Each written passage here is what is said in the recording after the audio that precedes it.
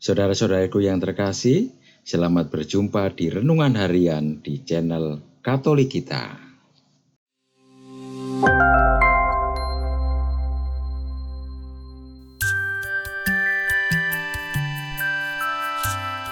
Hari ini, Rabu, 8 November 2023, Pekan Biasa ke-31. Bacaan diambil dari Injil Lukas, bab 14, ayat 25 sampai dengan ayat 33. Pada suatu ketika, orang berduyung-duyung mengikuti Yesus dalam perjalanannya.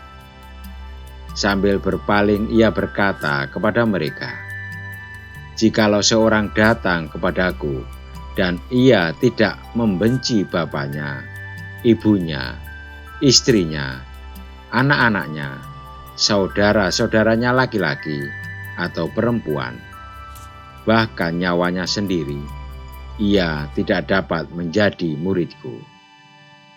Barang siapa tidak memikul salibnya dan mengikuti aku, ia tidak dapat menjadi muridku.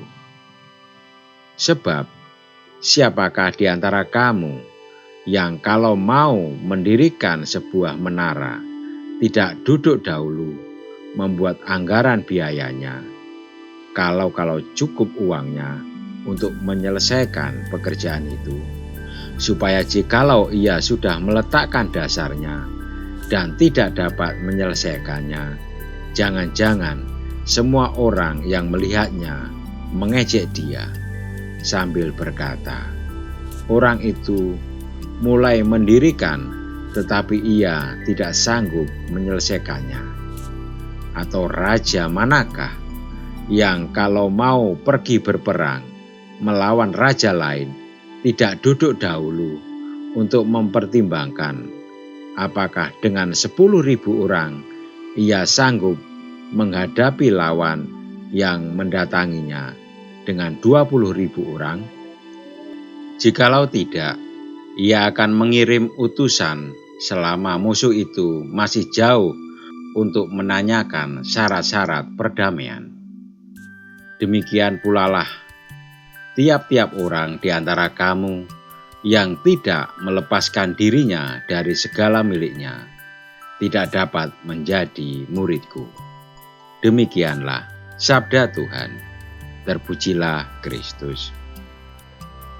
Saudara-saudariku yang terkasih, pilihan untuk mengikuti Yesus itu berat. Selain itu, juga mengandung dua prinsip dasar, yaitu totalitas dan sadar diri. Yesus ingin agar kita secara total mengutamakannya lebih dari segala sesuatu, bahkan ikatan keluarga yang paling intim dan mendasar. Akan tetapi, prinsip totalitas ini juga harus disertai perhitungan, yaitu sadar diri atau sadar akan kemampuan diri. Panggilan mengikuti Yesus bukan hanya berbicara mengenai kesungguhan dalam mengikutinya, melainkan juga kemampuan. Kesungguhan itu lebih dari sekedar niat baik. Kesungguhan berarti melakukan dengan sepenuh hati, tenaga, dan daya. Akan tetapi, kesungguhan saja tidak cukup. Harus juga ada kemampuan. Bagi kita orang beriman, kemampuan merupakan berkat dari Roh Kudus.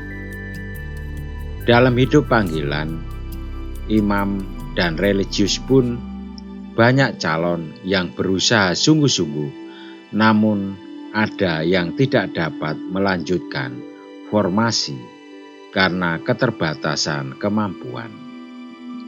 Hal itu biasanya tampak dalam pola hidup yang stagnan atau tidak berkembang. Dalam perkawinan pun sama.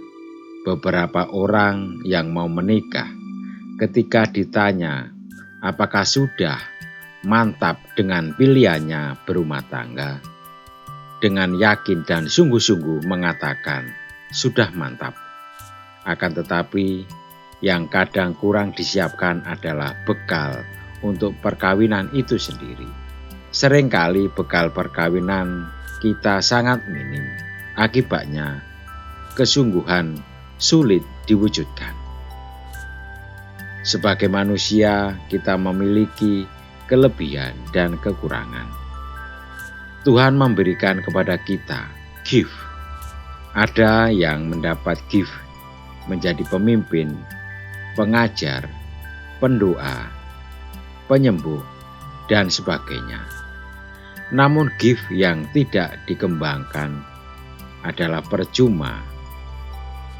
Kita tetap perlu berusaha agar dapat memaksimalkannya sehingga bermanfaat bagi diri sendiri dan sesama. Marilah kita berdoa. Ya Bapa, semoga rahmat-Mu memampukan kami semakin bersungguh-sungguh dalam hidup beriman. Amin. Saudara-saudariku yang terkasih, terima kasih atas kebersamaannya di dalam renungan harian ini. Kita akan berjumpa kembali di renungan harian berikutnya. Berkah dalam.